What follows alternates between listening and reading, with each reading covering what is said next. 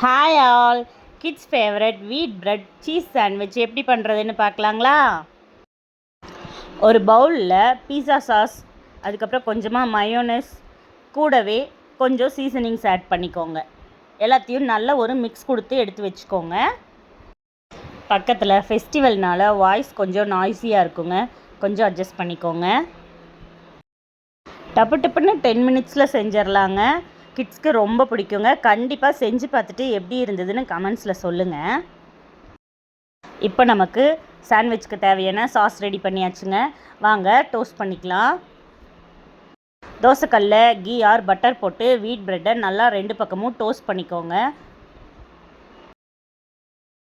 Bread நல்லா toast ஆனதும் நம்ம ரெடி பண்ணி வச்ச சாஸை ப்ரெட் மேலே தடவிக்கோங்க. கூடவே இந்த மாதிரி சீஸ் ஸ்லைஸ் எடுத்து வச்சுக்கோங்க. சீஸ் மேலே ப்ரெட் வச்சு க்ளோஸ் பண்ணி ஒரு மூடி போட்டு ஒரு 2 மினிட்ஸ் குக் பண்ணுங்கள். பாருங்கள், சீஸ் நல்லா உருகி வந்திருக்கு. இப்போ நமக்கு தேவையான மாதிரி கட் பண்ணிவிட்டு ஸ்நாக்ஸ் பாக்ஸில் பேக் பண்ணிக்கோங்க. கிட்ஸ்க்கு ரொம்ப பிடிக்குங்க. ட்ரை பண்ணி பாருங்கள்.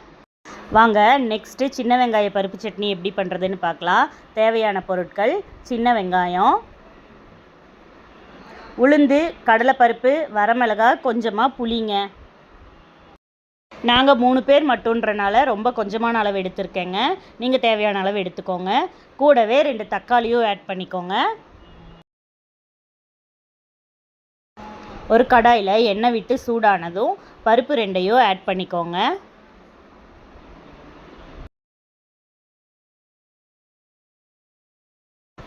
நல்லா சிவப்பாக ஆகிற வரைக்கும் நல்லா ஃப்ரை பண்ணிக்கோங்க.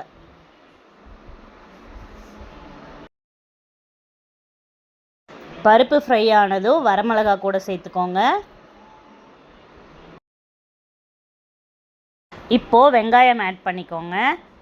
எல்லாமே நல்லா வதங்கி வரணுங்க. வெங்காயம் நல்லா வதங்கி வந்த உடனே கூடவே தக்காளியும் ஆட் பண்ணி வதக்கிக்கோங்க. கூடவே நம்ம எடுத்து வச்ச புளியும் சேர்த்து நல்லா வதக்கிக்கோங்க.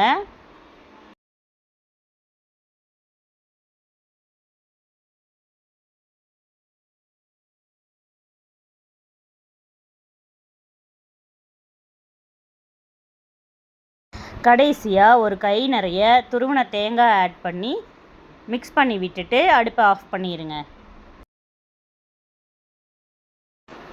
நல்லா ஆறுனதுக்கப்புறம் மிக்சியில் சேர்த்து மைய அரைச்சிக்கோங்க. உங்களுக்கு மைய வேணும்னா அரைச்சிக்கலாம், இல்லைன்னா கொரகொரப்பாகவும் அரைச்சிக்கலாங்க. தாளிப்பு கரண்டியில் எண்ணெய் சேர்த்து கடுகு பொரிஞ்சு வந்தோடனே கருவேப்பிலை சேர்த்து தாளித்து கொட்டி இறக்கணுன்னா கம கமன்னு சூப்பரான டேஸ்ட்டில் சின்ன வெங்காய பருப்பு சட்னி ரெடிங்க. இட்லி, தோசை, மில்லட் தோசை எது கூடயும் வச்சு சர்வ் பண்ணலாங்க. ரொம்ப டேஸ்ட்டாக இருக்குங்க. ட்ரை பண்ணி பார்த்துட்டு எப்படி இருந்ததுன்னு கமெண்ட்ஸில் சொல்லுங்கள். எவ்ரி சண்டே ரெசிபி வீடியோஸ்க்கு நம்ம சேனலை மறக்காமல் சப்ஸ்கிரைப் பண்ணி வச்சுக்கோங்க. நிறையா ரெசிபீஸ் வரப்போகுதுங்க. இன்னொரு ரெசிபியோட நெக்ஸ்ட் சண்டே உங்களை மீட் பண்ணுறேங்க. பாய்.